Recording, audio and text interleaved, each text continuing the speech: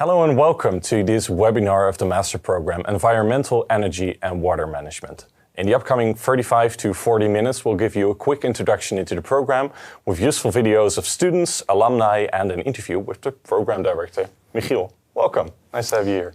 Thank you very much. Thank you for having me here and giving me the opportunity to provide some information about the program. It's your program, so that's why we're here. First of all, could you explain more about what it is that you do as a program director? I believe that you're the ultimate boss of the program, right? It's the ultimate responsibility. The buck stops here, so if anything goes wrong, I'm the one to blame, I guess. But generally speaking, I'm sort of chairing over a team of very dedicated lecturers and the MEEM management office. So it's strategic and operational decisions that I'm ultimately in charge of. And of course an expert on the program, and hopefully in the next few minutes we can get a good glimpse of what the program is like. First of all, we're living in a world with a lot of sustainability challenges, and we're on a roadmap to solve those issues, and Master Program of Environmental, Energy and Water Management plays an important role in that. In what way does it play a role in that? I think referring to the mission is maybe useful here in that what we strive for, what we believe in is that there should be a change of socio-technical systems in the sense of making these systems that are about the intertwinement of human behavior and technology, making those more sustainable. So one should think of systems like transportation, agriculture, manufacturing, energy and water provision, construction. These are the domains where there is this intertwinement, and those systems should be made more sustainable.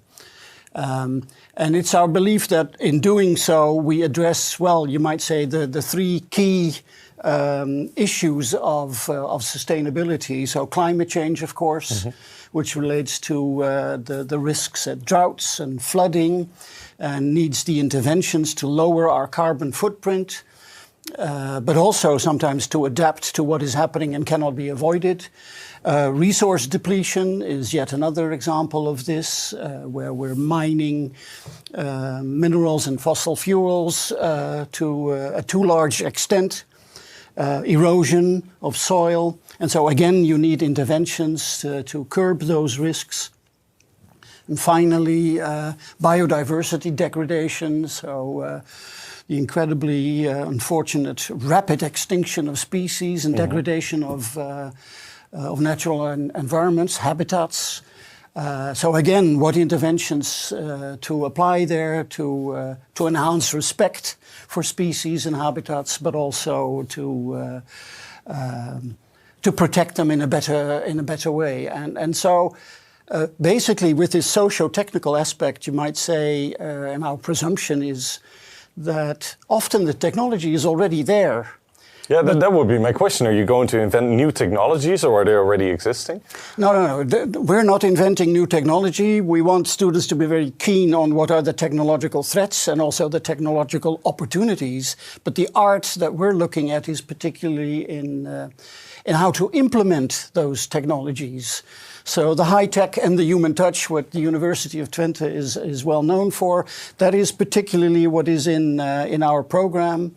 To look at this implementation, particularly in the domains of energy, environment and water, but also the linkages between them, such as in a particular geographical area, for instance, where urban and rural functions meet, and how to make sure that they're not rivals, but there is a synergy towards sustainability. Sounds like a big challenge. There are like a lot of different disciplines that need to be combined, and not so much the technical, but also the social disciplines that need to be intertwined together. Yeah. Which also leads me to my next question. Why would we then choose this study program?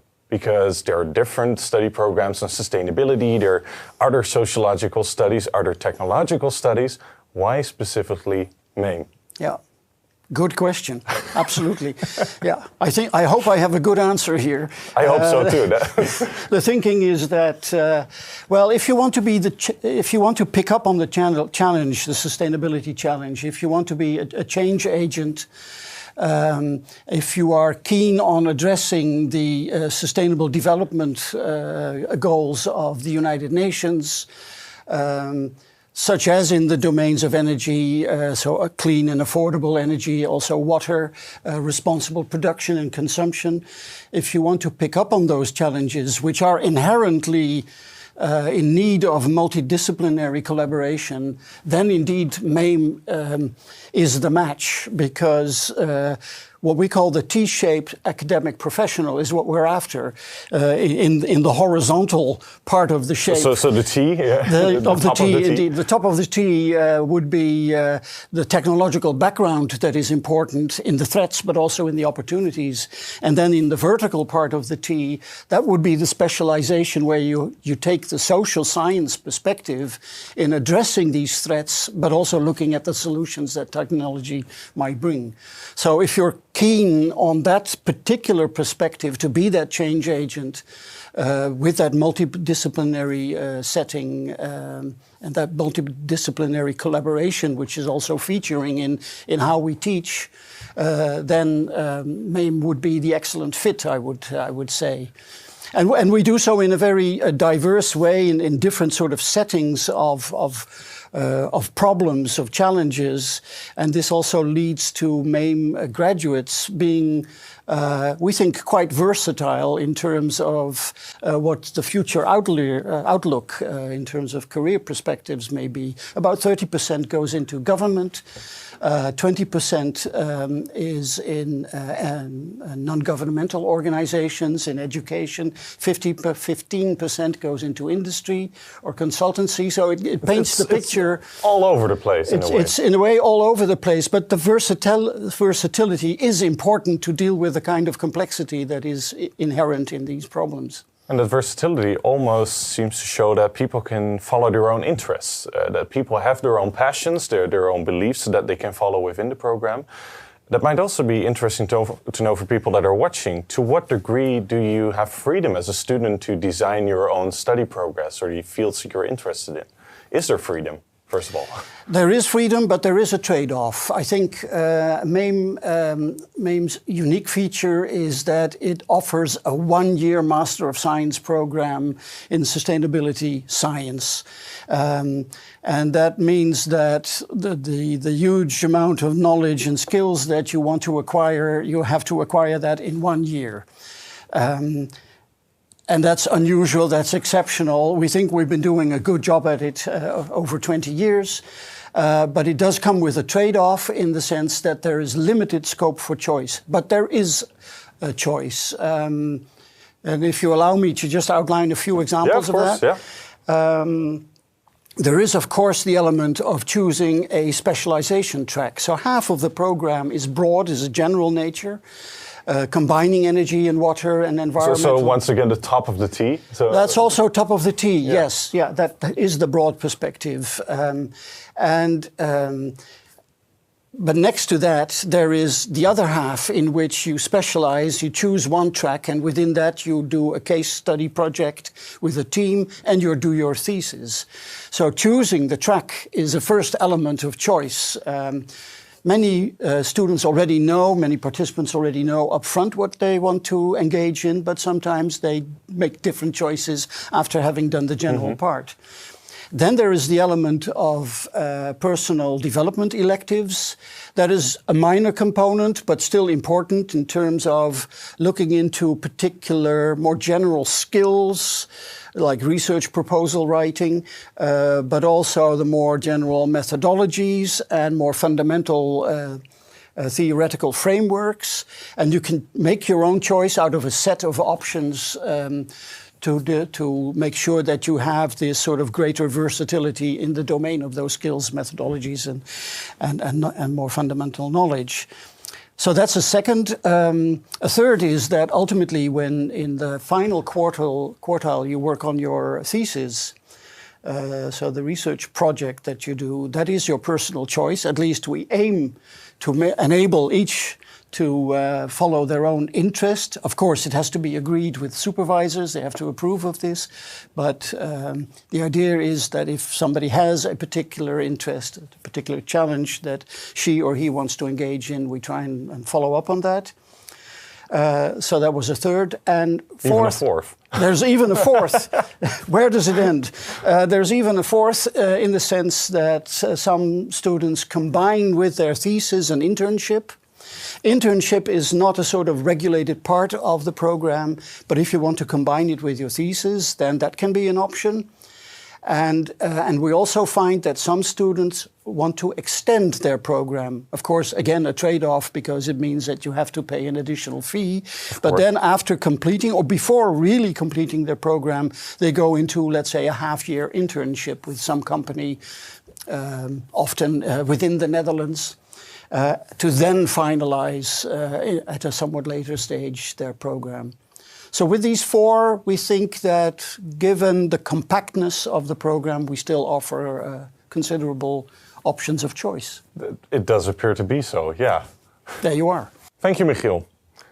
Hopefully this interview made clear that MEEM is the right fit for anyone interested to become a sustainability change agent. And we can imagine that our audience may be wondering what it's like in practice, studying MEEM. And current student Hanadi can tell you more about it in the upcoming video. Hello everyone, I am Hanadi and I am a Master Environmental and Energy Management student. I have been studying this Master since September last year and I've been loving it so far. In this short video, I would like to tell you a little bit about my experience during these studies and what I'm doing right now and what I strive to achieve during or after this study. So the Master Environmental Energy and Management, short for MEEM, is a program that prepares you to become a young professional or professional in the field of environment and energy or water, whatever specialization you chose. In my case, I chose for water. The program starts in quartile 1 with general courses and you do projects with your group. One of the very challenging and interesting projects that I have done during that quartile is, for example, the wastewater management plan that we had to prepare for the course of environmental management. It was a very interesting case where we had to look into the different types of waste found in water and how it's treated. Also very insightful.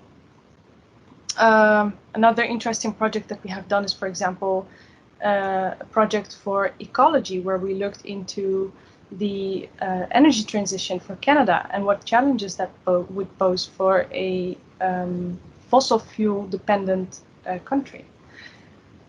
So there are many more interesting projects we have worked on during this study, and currently we are doing, or I am doing, the water case study, which is part of my specialization, water. During this case, I'm looking at the drought case of Friesland and the coastal defense while looking at coastal defense. I'm doing this together with my group and 2 professors who are in charge of the water case. Other than that, why did I choose water and why did I choose MEEM? That would be perhaps an interesting thing for you to know. I have a bachelor in international business and I have always been interested in sustainability. And I know that's a general term, but I mean, we have to do with that for now. So I was looking and searching for master programs and I came across the MEEM. I fell in love with the MEEM because of the cases that were described on the website, and I was very excited to be part of those cases, and especially the specialization water. Why water? I am Palestinian. I grew up in Jordan. We have a shortage of water there. I have always experienced 2 days a week of water, 3 days a week of water, and then the rest of the week no water. So we had to do with whatever water we had received in the beginning of the week. And then when I moved to the Netherlands, where I grew up for the second half of my life, I saw that we had unlimited water, flowing water all the time. So I got very fascinated. I became very fascinated with water. And yes, I hoped that I would be able to study something with water. I studied and I live in Rotterdam. And during my search, I found the MEEM, and I saw that it was taught in Leeuwarden, which also made me more excited to pursue this study, because Friesland is the hotspot for such topics, and especially with regards to water. So that was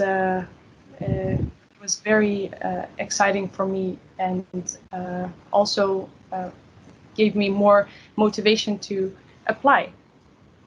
Currently in the program, we are finishing up our case study, and we are working on our thesis proposal. My thesis is focused on the climate resilience of the Madaba refugee camp in Jordan. And I will be looking at what climate change effects they have been noticing, and what policy measures the country is taking and perhaps could still take to make the camp more resilient.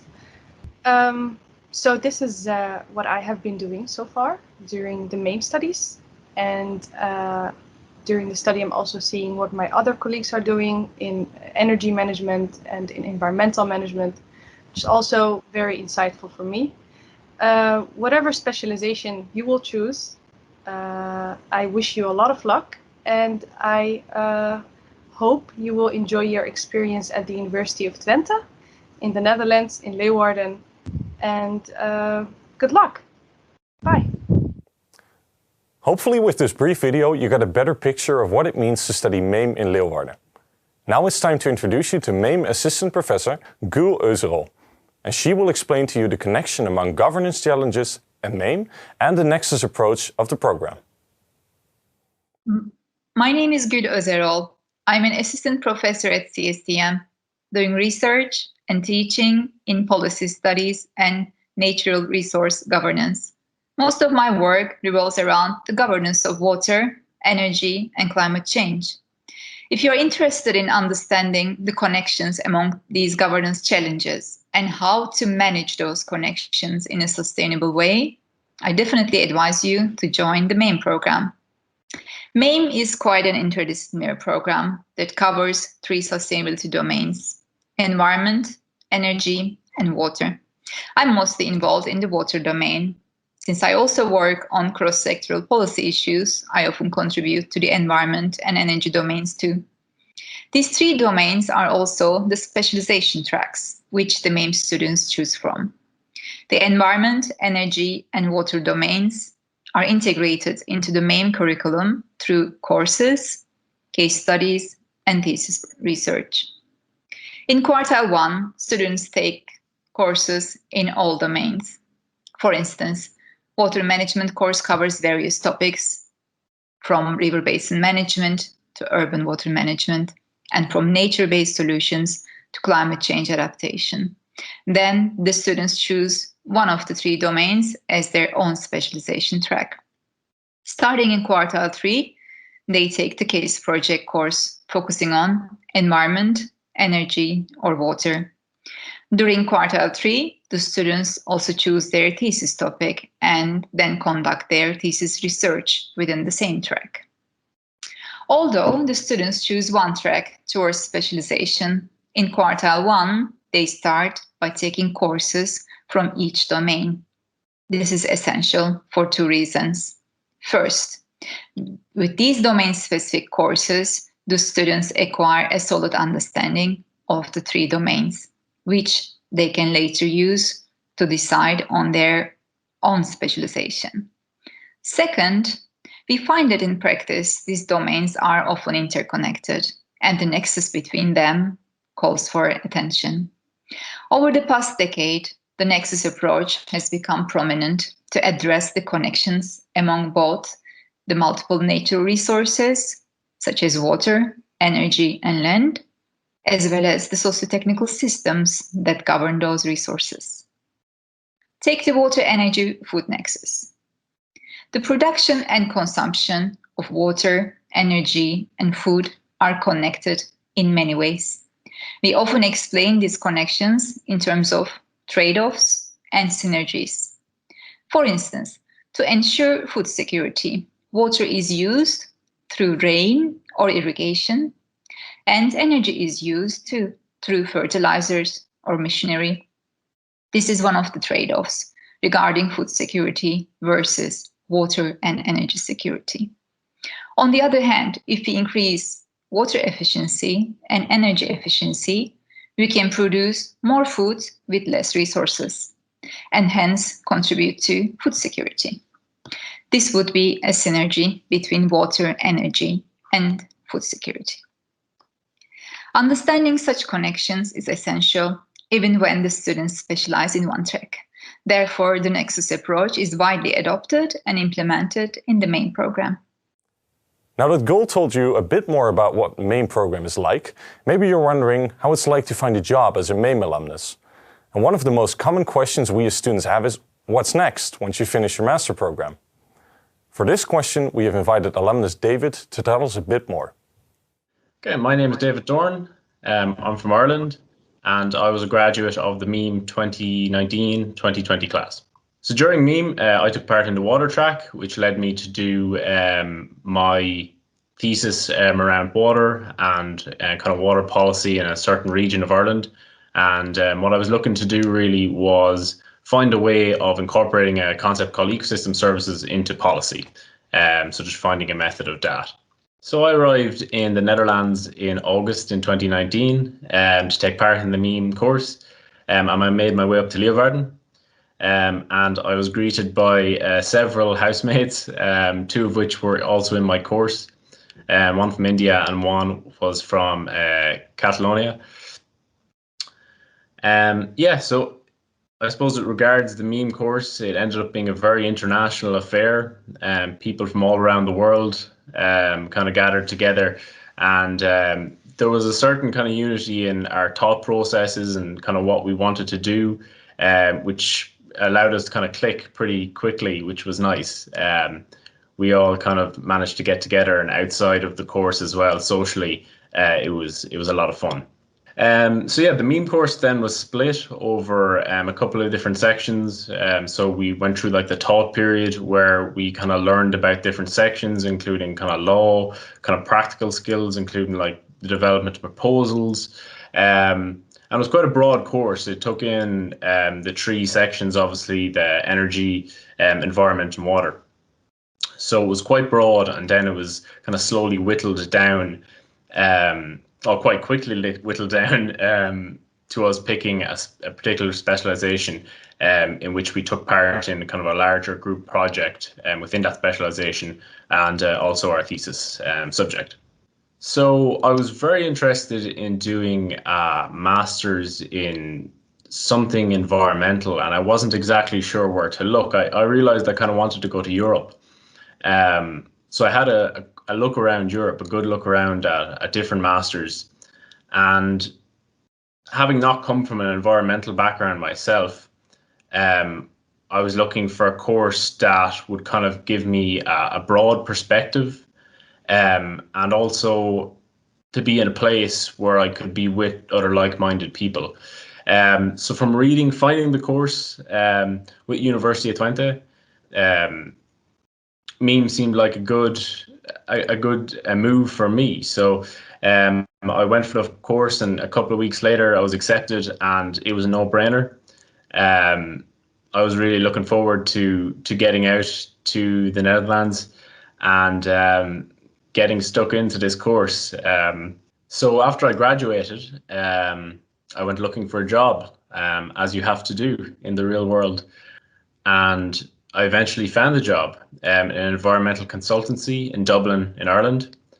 And now I'm involved as an environmental consultant, developing environmental impact assessments and also kind of waste management plans. So that's what I'm up to at the moment. The actual process of finding a job, if I could give one piece of advice about that, I would say that don't wait for companies to advertise a job before you message them. I myself, probably in the space of 3 months, probably messaged something like 70 companies, keeping my emails relevant to what they did, keeping them personalized to a certain extent, and just all in all, being persistent in following up your job applications. It is a hard task to find a job, but eventually something will fall your way. You'll talk to the right person, and they will need you, which is nice. In terms of how I actually ended up getting my job, it was quite funny. I spent 3 months sending out application after application, and then one day I sent out an application. They got back to me that day. I had a phone interview the next day, and after a half an hour phone call, they offered me a job. So it took 3 hard months to finally have 24 hours of a little bit of luck and a little bit of good fortune, I suppose. But also that hard work went on in the background, which is super important. So condensedly, the advice I'd give is be persistent in following up your applications. Don't wait for companies to advertise jobs before you message them, and keep it personalized. Address the person who the email is going to, and yeah, something will turn up for everybody, I hope. To finalize, we've asked Renske, MEEM Program Coordinator, and she will give you some practical information on the admission requirements, deadlines, and the MEEM Pre-Master. Over to Renske. Okay, thank you, Hidde, and hello, everyone. I am Renske Koster and one of the MEEM Program Coordinators. In this video, I will briefly explain some aspects of the application process and requirements for the MEEM program, as well as recommendations for a successful admission. To start with, it is important that you inform yourself beforehand and that you make sure that you have all the required documents ready when you start your application online. Do you know that you can take an eligibility check or e-check to get an indication of your chances of being admitted to the MEEM program? You can find the e-check on our website. So, what are the requirements for admission to the MEEM program? First of all, you need to have a bachelor's degree related to the MEEM in a discipline in the natural, technical, environmental, or social sciences. Important is that you have a CGPA of at least 70% or your country's equivalent, and you can find your country's equivalent on the website. Also important is sufficient mastery of the English language, and you can take an IELTS, TOEFL, or Cambridge test. And students with a Dutch bachelor degree are exempted from the English language requirements. And more information about test scores and other countries that are exempted from the English language requirements can be found on the website. To prove the fulfillment of the requirements, there are quite a few documents you need to upload when you apply for the MEEM program. I will mention the most important ones here, and for the complete list, please read the information in the slide or again, check online on our website.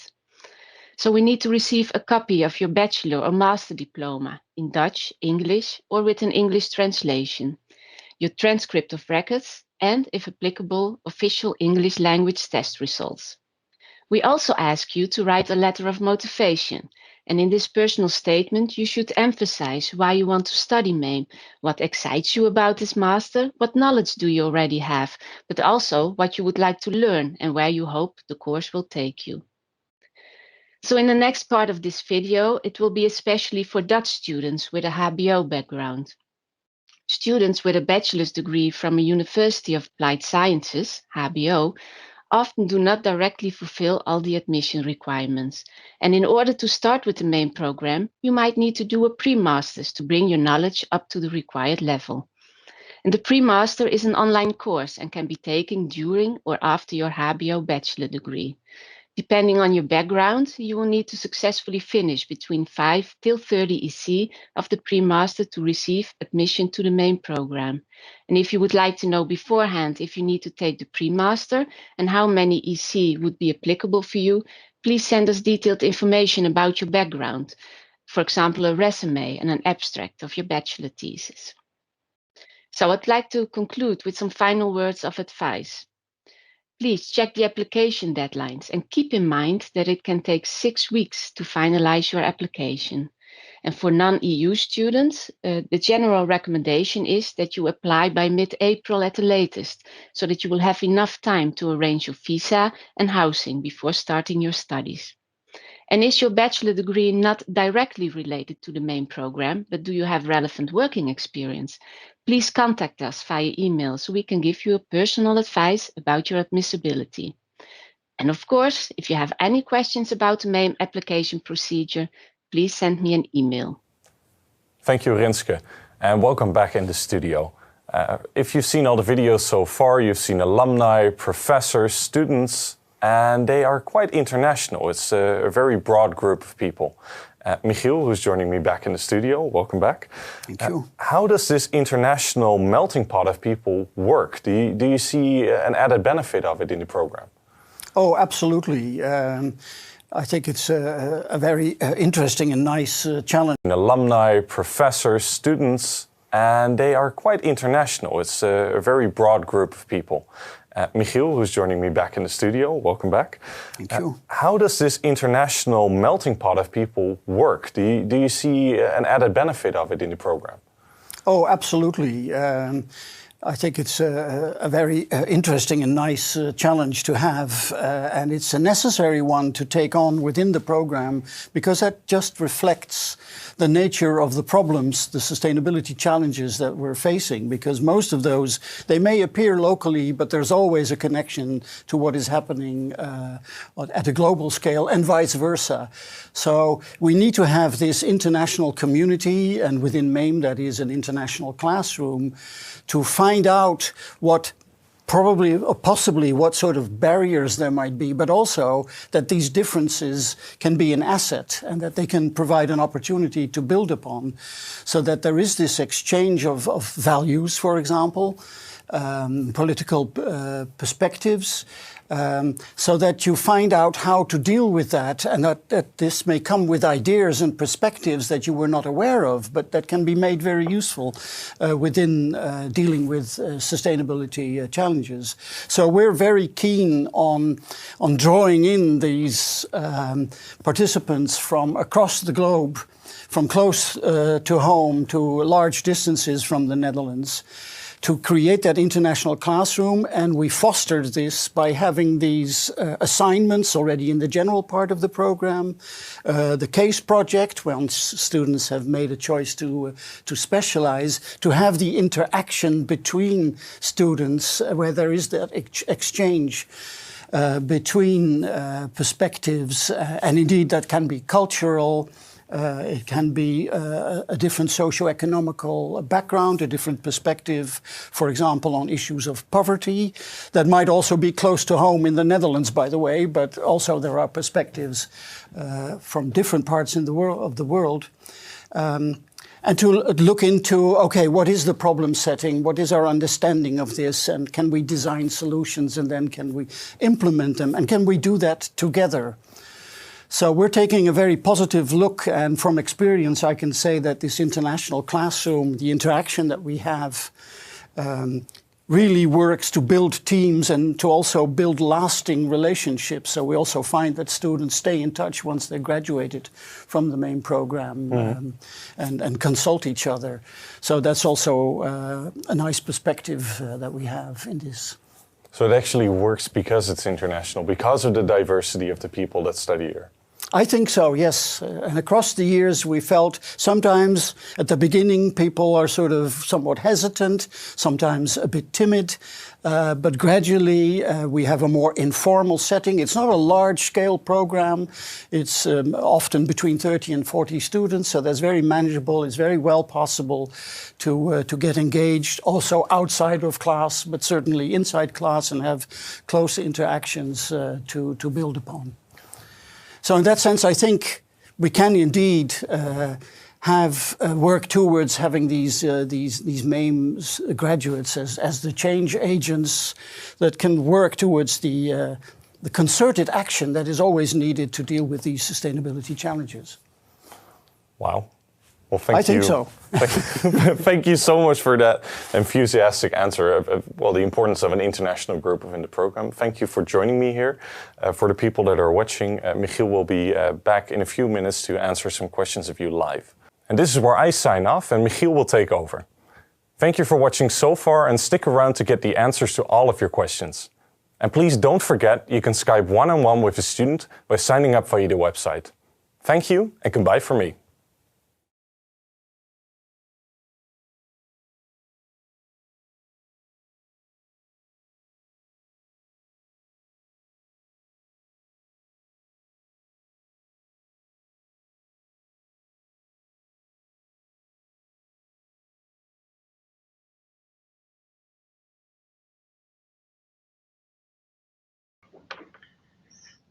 Well, hi everyone. Slight change of scenery with a big thanks to Hidde. It's wonderful to see now that I'm quickly looking that there's been quite an exchange already of questions and answers. I hope this is working well for you. I can maybe pick up on a few things. I hope many have already been addressed adequately. With, in some cases, as I can see, a follow-up through mail. So please do use this, because sometimes questions are so much about specifics that it needs to be looked at for your own profile. This is one thing, the slide that's now shown that maybe we thought could be a good thing for you to know. There were a few questions about scholarships, and that particularly for international students, it's good to know. You already saw some mail links about this, but just to make sure that there are a couple of scholarships like the ones shown here, UTS and Holland and OTS, which are still open until the 1st of May, so act quickly if this is relevant to you. There are also two others, StuNet and OKP. These are no longer open for this year, but of course, if you're thinking about starting in 2022, then this is also useful for you. So if you want to know more about this, there's the link here to the Education Scholarship Finder at the University of Twente website. So do visit that and look into it, and if relevant for you, do take action, and when in doubt, send a mail to the MEEM office so that you can get some assistance if necessary. So I hope that helps, because I know for some this is particularly relevant. I also saw a question just now, someone asking about an Indonesian fund. I'm not really sure, but maybe Rinske can actually respond to that as well, if there is some specific scholarship for that. So this is hopefully a good addition for all of you to know, and again, especially international students.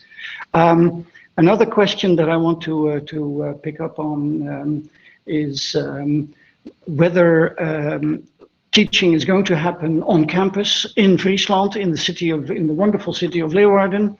And yes, that is by all means our intent, and we are hopeful that indeed starting September conditions will have improved. That is the general expectation, but we all know it's a volatile situation. We will try and do this because we feel that the international classroom just works best if you're sharing the same room and in a conversation. If need be, we already have some experience of a sort of hybrid setup, so that some people you take turns being in class, and we make sure that you will then be in class several times during the week. So partly physical, partly online. So our emphasis is on trying to get you in the classroom, get the necessary or the highly desirable interaction. But other than that, we have to see how things work out. But let's keep our fingers crossed that vaccination will work. And of course, in some cases, it might be that you have to take into account that there might be a delay considering quarantines. Another thing that I saw was doing a master thesis in another country. Of course, I take this question to mean that you're doing the master thesis of the main program, but across the years, many students have done a master thesis that was about an issue or a challenge in another country. It could be with a company, could be with government. And so, indeed, the subject matter is outside of the Netherlands and can relate to some particular organization. So those options are clearly there. And sometimes when we start with the fourth quartile, which is completely dedicated to the master, students go to their home country or to another country where they want to do this project. So in that sense, it is indeed possible to do so.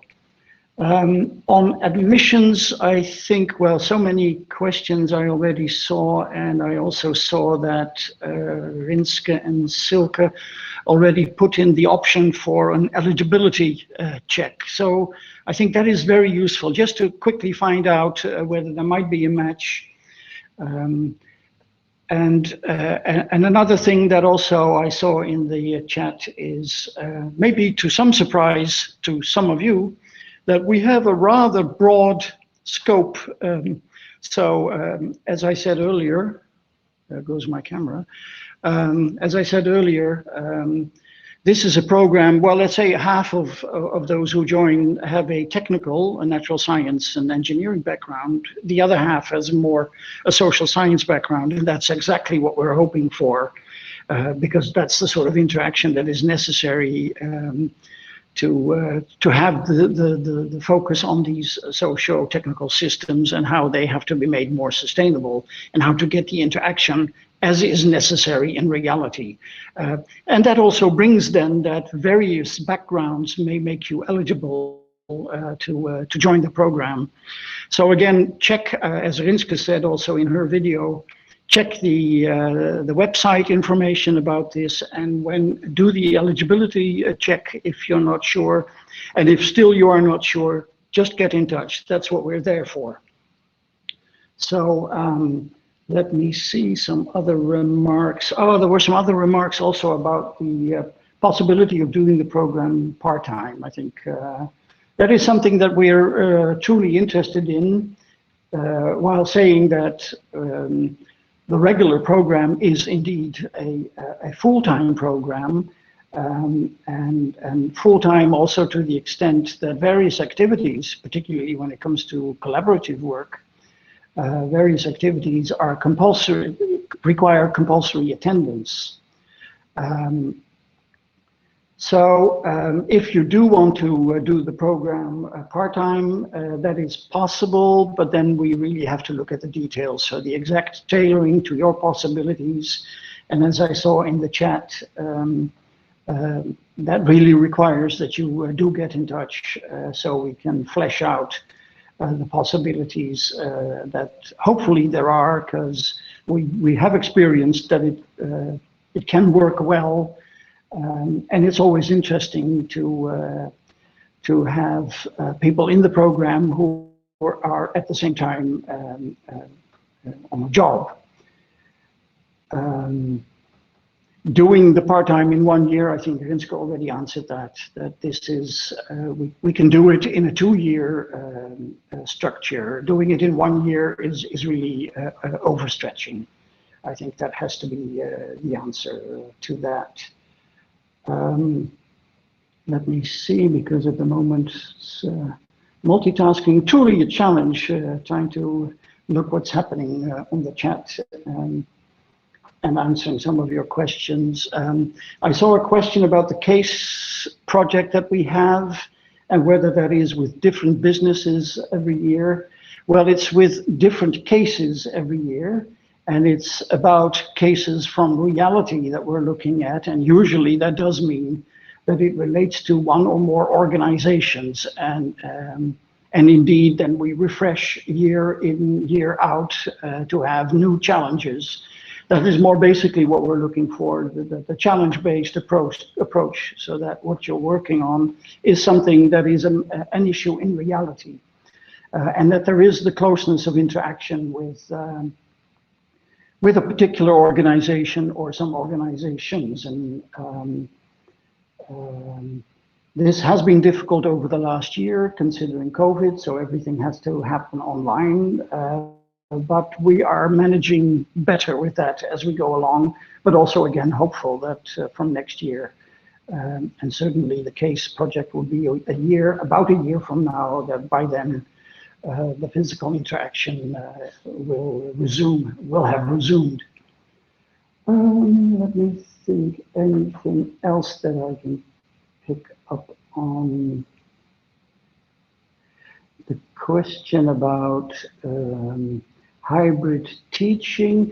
No, at the moment, in fact, we're not doing hybrid teaching because we've just finalized the third quartile, and we had to start the third quartile working online, having online sessions, and now the third quartile is over, and we're starting with the fourth quartile, which is about the master thesis. That is the individual project within the specialization of choice. And like Rinske has just written, I'm just duplicating, I guess, is that we did the hybrid teaching in the first semester. So there. Okay, let me see, anything else that I can reply to? Yes, I've seen various remarks about the IELTS test and Rinske being strict, and rightly so, because as you will understand, with an international classroom, we have to be absolutely sure that everybody has a sufficiently strong proficiency in English, otherwise we can't get the conversation going. So it is surely also in your own interest that we are strict about this, so that nobody suffers from problems in proficiency. And other than that, I can only refer to the remarks that Rinske has made. Let me see, anything else that has come in here? I don't think so.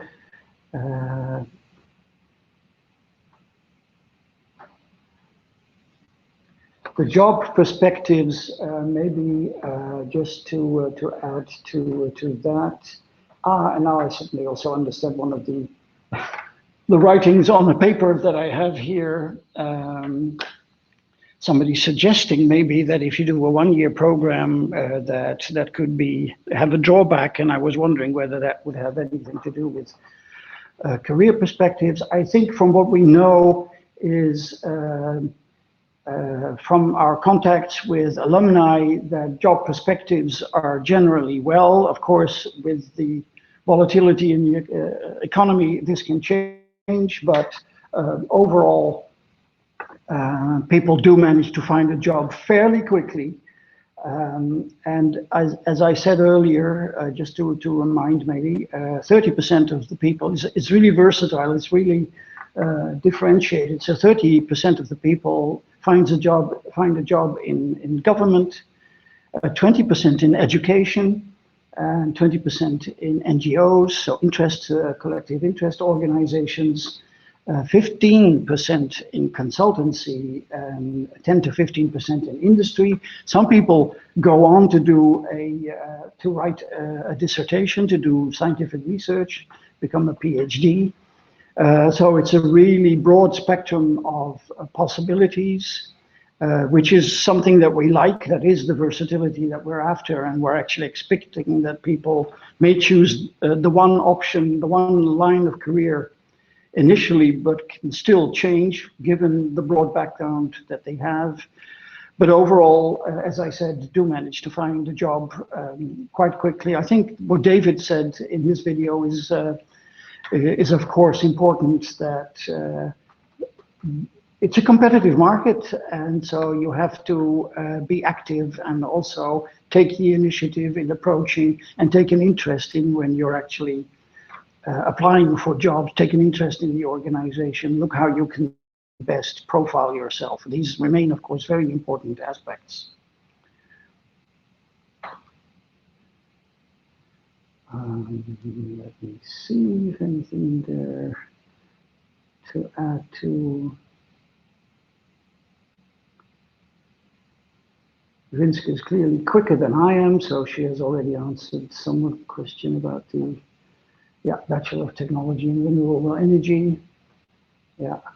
There's a lot of tailoring always to be done. As I said, we have a very broad scope. So if you have a Bachelor of Science in a technological or a social science program, and it has elements that clearly relate to the field of sustainable development, then chances are good. But again, do the eligibility check, and if necessary, check with Rinske, send a mail, and our other colleagues, so that we can respond and look at the possibilities. Let me see. Do most current students live in Leeuwarden? That's indeed often the case. That's actually what we prefer, because if you want to have the live session and be physically there, then it works best to live close by. I think there's one of the advantages of Leeuwarden, which, by the way, recently ranked as within the top 3 of student cities, being favored for its accommodation and entertainment and sports facility, particularly accommodation. We have good arrangements for finding housing, so finding your digs. And this, in many cases, of course, is a big problem, not so much, if at all, in Leeuwarden. So almost all of the students stay in Leeuwarden. As I said, it might be that once the thesis starts and they have a project in another country, that indeed they will go to this country. But other than that, they are in Leeuwarden or close by. And of course, for some, I guess, everything is close by in the Netherlands. Some people speak of the province of Friesland as Amsterdam Lake District, and it just goes to say, of course, the Frisians will oppose, but it only goes to show that all distances are short distances, you might say, but still it is preferred to be as close by as possible, which also fosters social interaction outside of the teaching. How many days a week in non-COVID times are you expected to be on campus? Our planning is usually so, again, Rinske is faster, yes. We have 3 to 4 lecture days. So that's already answered.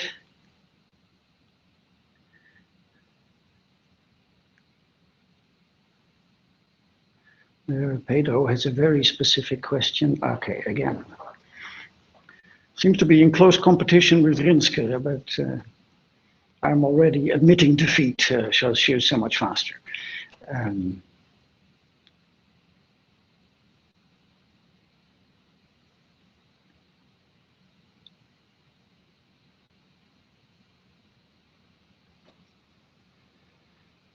I'm just looking at Marcel. I'm really interested. Haven't found any other same focus. However, must master programs last 2 years?